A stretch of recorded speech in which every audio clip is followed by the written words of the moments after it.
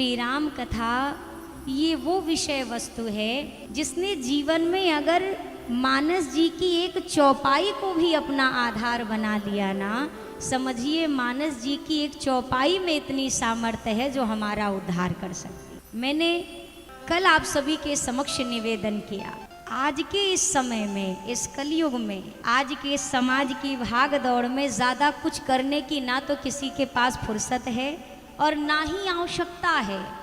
केवल एक काम करना है, जहाँ है, जिस अवस्था में है, घर में है, दुकान में है, मकान में है, जहाँ पर हैं, अपने इस मुख में अपने प्रभु का नाम धारण करके रखो। इतना इस कलयुग में उद्धार के लिए काफ़ी है। हाथ में माला है तो बहुत अच्छी बात है, नहीं है तो अपनी जिह्वा को ही अपनी माला बना लो। व्यक्ति को आज के समय में उपाय चाहिए। हमें उपाय बताइए कोई परेशानी ना आए, हमें उपाय बताइए कि हमारे यहाँ धन बना रहे, हमें उपाय बताइए कोई दुख ना रहे। और यहाँ संत जन गोस्वामी जी बार बार कह रहे हैं, राम ही सुमिरिए गाइए, राम ही। केवल और केवल जिस दिन व्यक्ति शरणागत, शरणागत शब्द समझ रहे हैं, शरणागति शब्द सुना है?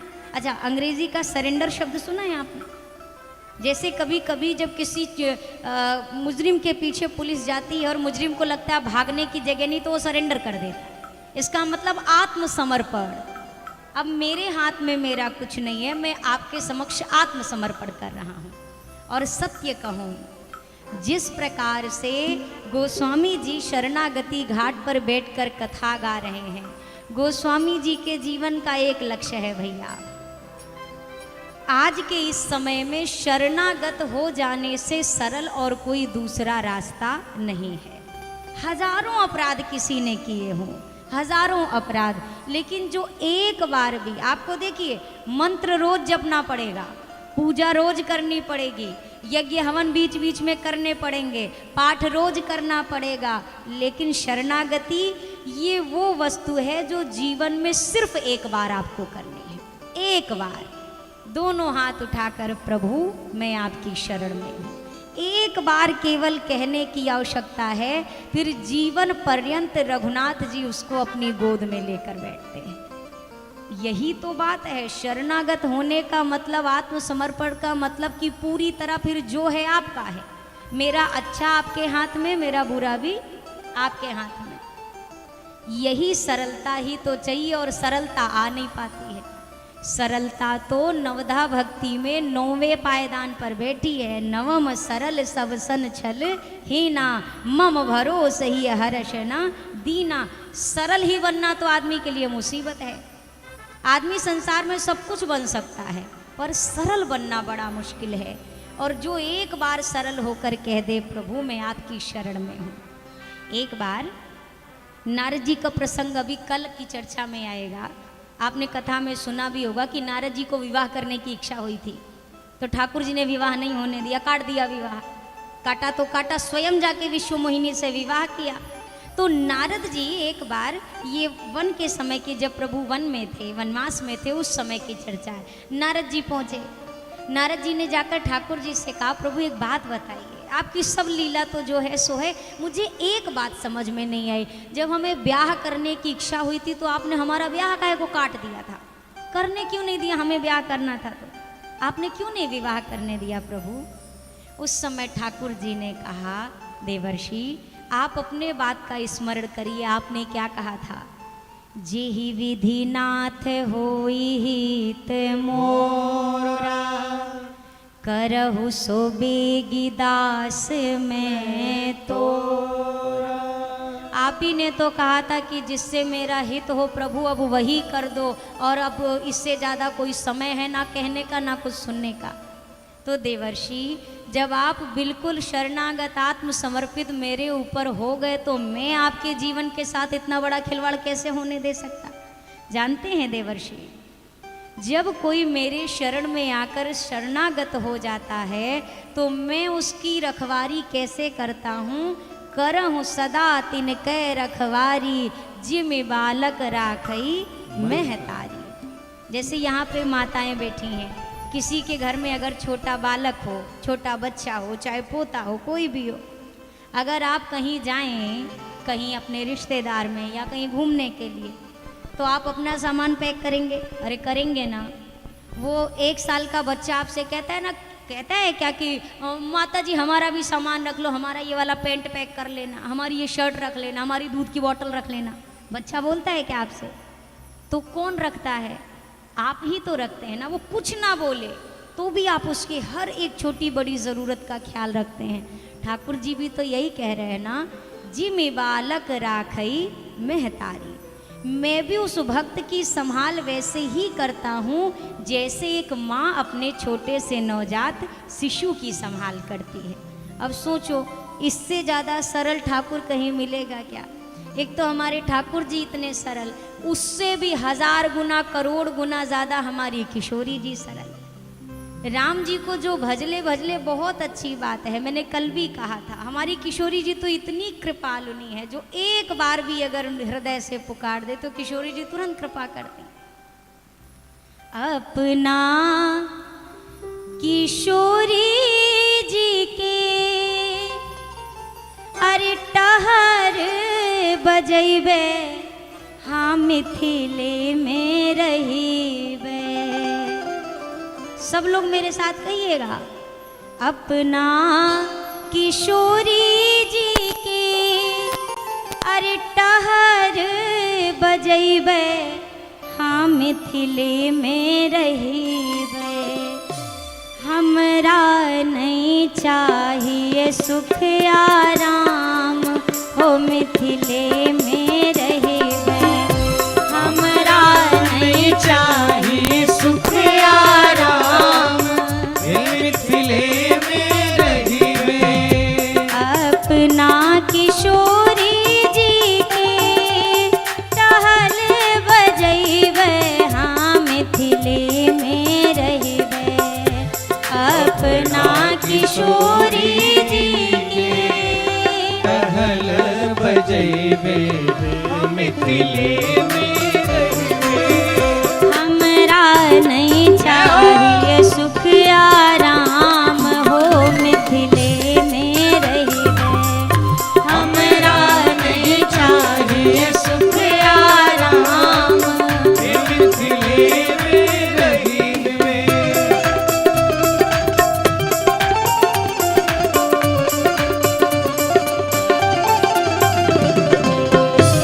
बोलिए श्री मिथिला धाम की जय हो।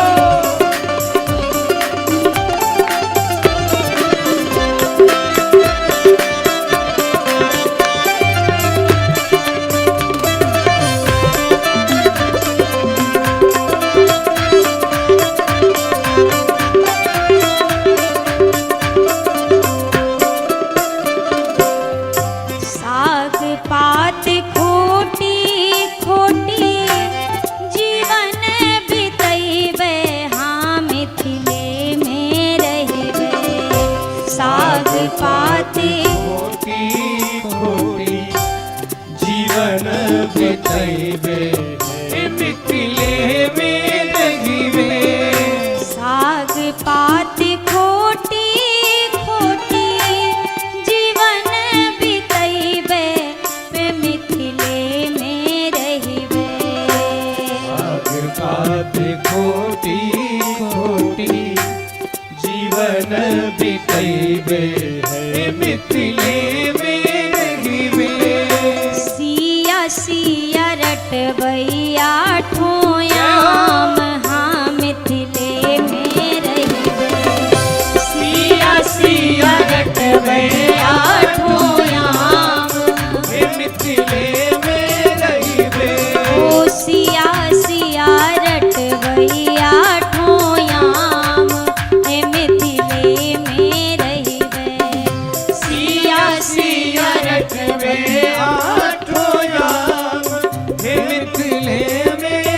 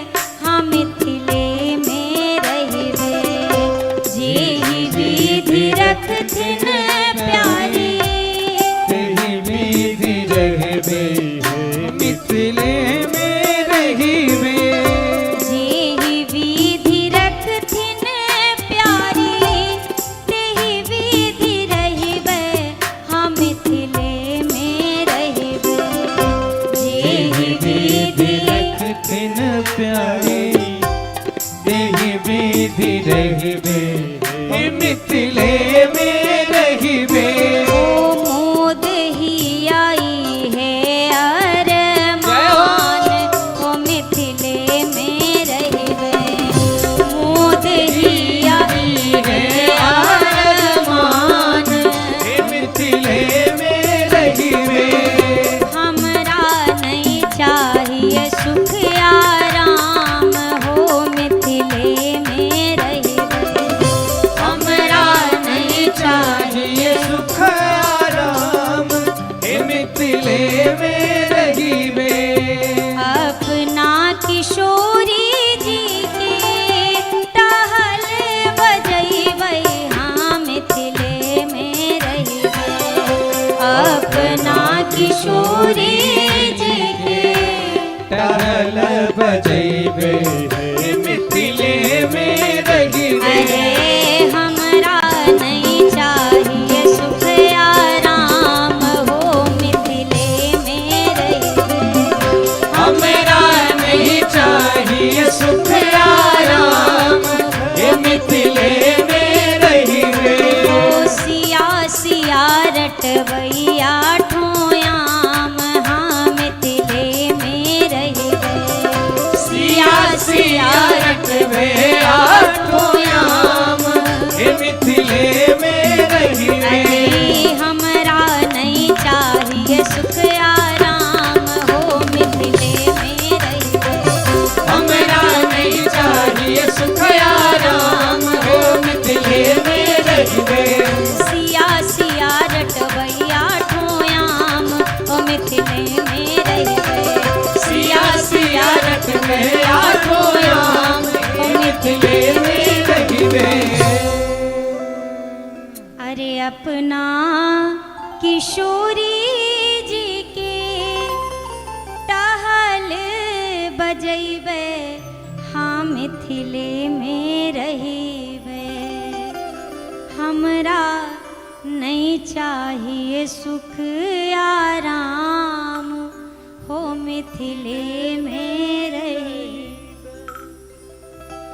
ये भावना भी जिस दिन हो जाए भैया, ये भी कम नहीं है किसी मंत्र से, किसी यज्ञ हवन से, ये शब्द भी कम नहीं है। जिस शब्द में, जिस चौपाई में, जिस भजन में, जिस कीर्तन में भी अगर एक भाव एक निष्ठ हो जाए तो वो एक वाक्य ही उद्धार करने के लिए काफी है। यहाँ दर्शन करिए, सीधा त्रेता युग की चर्चा करते हुए याज्ञवल्क्य जी ने कहा, मुनिवर सावधानी पूर्वक ध्यान पूर्वक आगे की चर्चा सुनिए। एक बार त्रेता युग माही शंभु गए कुंभज ऋषि पाही।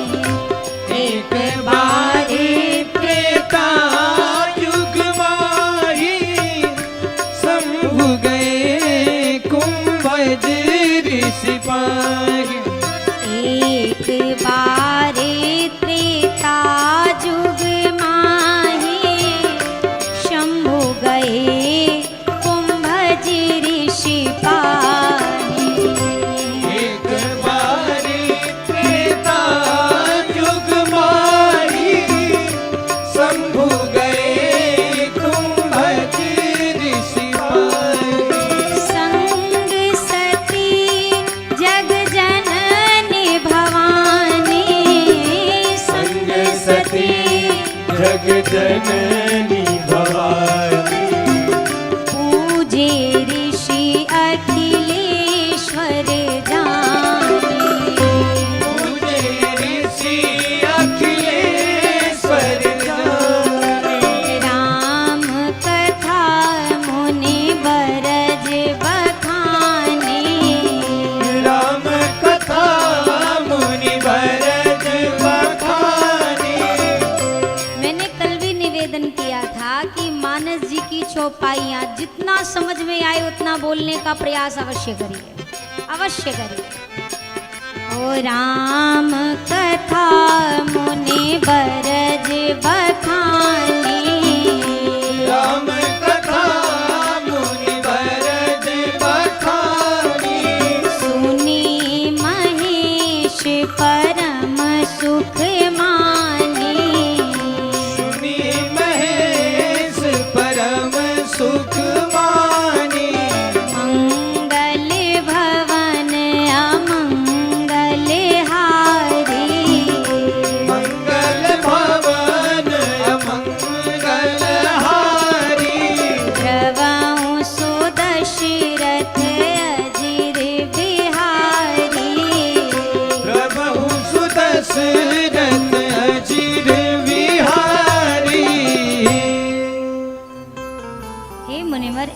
प्रकार की बात है, भगवान शंकर के हृदय में कथा सुनने की इच्छा हुई। अब जरा आप विचार करिए, हम कथा 2-3 बार सुन ले तो चौथी बार सुनने का मन नहीं करता, लगता है सब तो पता ही चल गया, अब सुन के करना ही का है। और भगवान शंकर जिन्होंने स्वयं इस कथा की रचना करी, उनके हृदय में भी कथा सुनने की इच्छा होती है। और वही कथा सुनने के लिए वो सीधा पहुंचे अगस्त ऋषि के आश्रम में, दंडकारण्य का वो क्षेत्र। अगस्त ऋषि ने ज्यों ही द्वार पर देवादिदेव महादेव को देखा, अब जिसके आने की कोई कल्पना नहीं की हो, अचानक वो महान व्यक्तित्व सामने द्वार पर नजर आ जाए तो कितनी प्रसन्नता होगी। अगस्त ऋषि प्रसन्नता से झूम उठे, भीतर प्रवेश कराया कुटिया में। तब तक बाबा ने कहा नहीं नहीं, स्वागत सत्कार की जरूरत नहीं, आज हम आपका स्वागत सत्कार करेंगे, क्योंकि हम श्रोता बन के कथा सुनने आए हैं और आप वक्ता बन के हमको कथा सुनाई। अगस्त ऋषि ने जब ये सुना कि ये कथा सुनने की इच्छा से आए हैं, अगस्त ऋषि ने कहा मेरा तो जीवन धन्य हो जाएगा। स्वयं महादेव अगर मेरे मुख से कथा सुने तो मेरा तो जीवन कृतार्थ है। लेकिन हृदय का भाव दर्शन करिए। अगस्त ऋषि यद्यपि वक्ता बनकर कथा कहने वाले हैं, फिर भी आज श्रोता रूप में पधारे भगवान शंकर मैया भवानी का पूजन प्रारंभ किया। कुंभज ऋषि ने ज्यों पूजन अर्चन किया, भगवान शंकर विचार कर रहे, बताओ यही तो हृदय की सरलता है, यही तो भक्ति का प्रभाव है। वक्ता होकर बैठने वाले हैं व्यासपीठ पर वक्ता होने का तनिक लेश मात्र अभिमान नहीं, हमको इनकी पूजा करनी चाहिए, ये उल्टा हमारा सम्मान कर रहे। ये भगवान शंकर का दृष्टिकोण। वहीं पर ज्यों मैया सती की पूजा अर्चना आरंभ भई, मैया को यहीं पर एक मन में विचार आया। क्या भाव?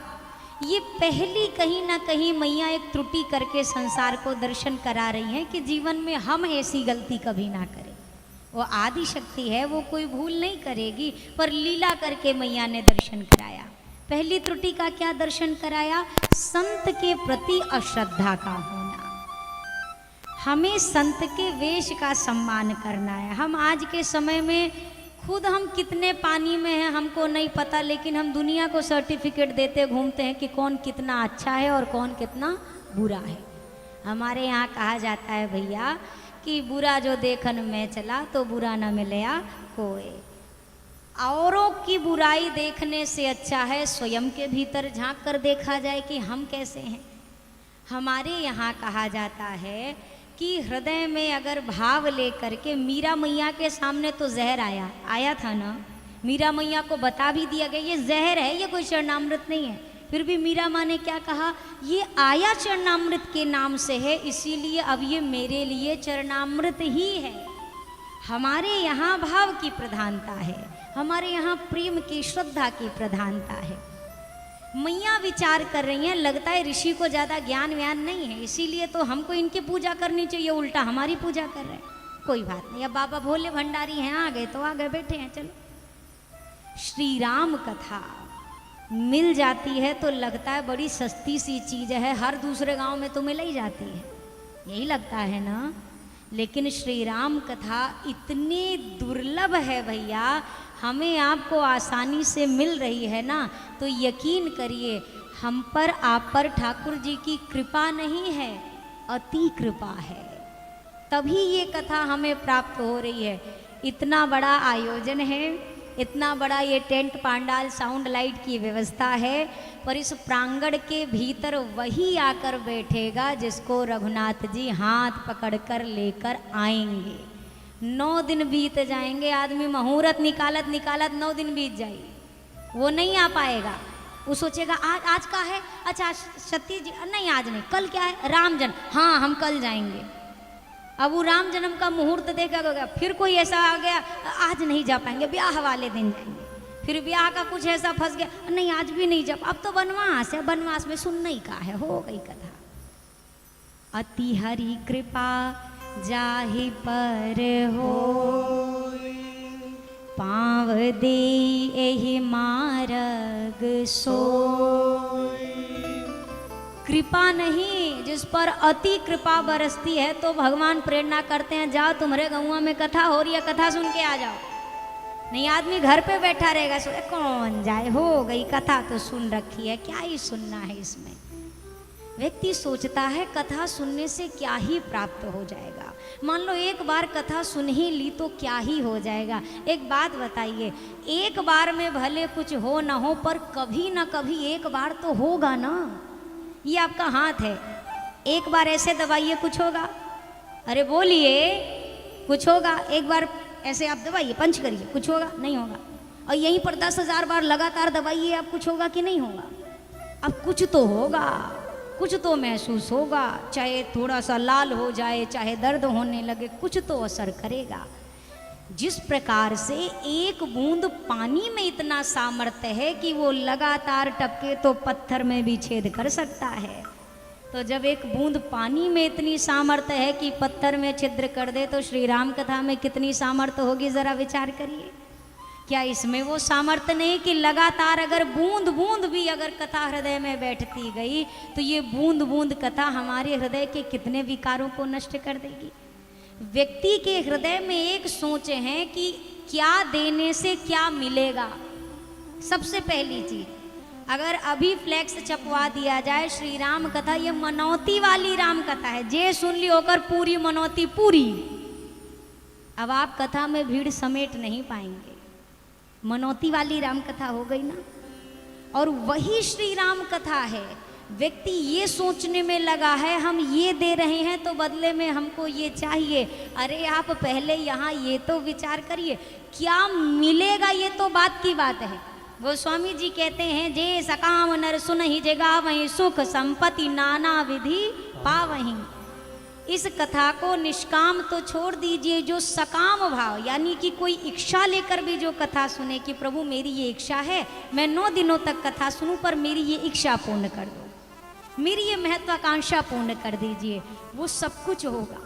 सुख संपत्ति, सुख मिलेगा, संपत्ति मिलेगी, नाना विधि की समृद्धियां सब कुछ प्राप्त होंगी एकमात्र कथा के सुनने मात्र से। और कथा सुनने के उपरांत भी जो सुख देवताओं को भी दुर्लभ है, वो सुख संसार में तो सुख मिल गया, देह त्यागने के बाद भी ये सुख की सीमा समाप्त होने वाली नहीं है। चलो ये छोड़ दो कि हमें कथा से क्या मिला, ये तो विचार कर सकते हैं ना कि 3 घंटा कथा सुनने से क्या नहीं मिलेगा। 3 घंटे आप कथा में बैठे रहेंगे तो कम से कम किसी की बुराई नहीं करेंगे। यहाँ बैठ के भी पंचायत करेंगे क्या, फलाने ऐसे वो ऐसे, उन्होंने नहीं बोलेंगे। यहाँ से निकलने के बाद हमारे कोनो गारंटी नहीं हो, जो बोलो आपकी मर्जी। पर जब तक आप बैठे हैं किसी की निंदा नहीं करेंगे, किसी से झूठ नहीं बोलेंगे, किसी की बुराई, किसी का दोष दर्शन, कोई चोरी, कोई गलत कार्य यहाँ पर बैठकर आप करने वाले नहीं हैं। अच्छा, घर में भी बैठकर 3 घंटे क्या 3 मिनट भी इन बुराइयों से खुद को बचा सकता है व्यक्ति। घर के चौकी में बैठा हुआ अपने गांव सप्तरी में, केहू फोन कर दे कहाँ है, हम तो राज विराज मार्केट में हैं, बैठे बैठे सरासर झूठ, 1 सेकंड भी फिर वो सत्य वाचन करने वाला नहीं है। यहाँ आदमी झूठ बोलने का सोचेगा तो साउंड बता देगा, ना ना ये झूठ बोल रहा है, घर में नहीं, कथा में बैठा हुआ है। किसी भी बहाने से सही आप आजमा के तो देखो, आपको क्या देना है। आपसे अच्छा यहाँ आपका लग क्या रहा है, मुझे एक बात बताइए। आराम से पैर लंबा करो, चौड़ा करो, फैला के बैठो, जैसा मन हो वैसा बैठो। कितनी आज़ादी है।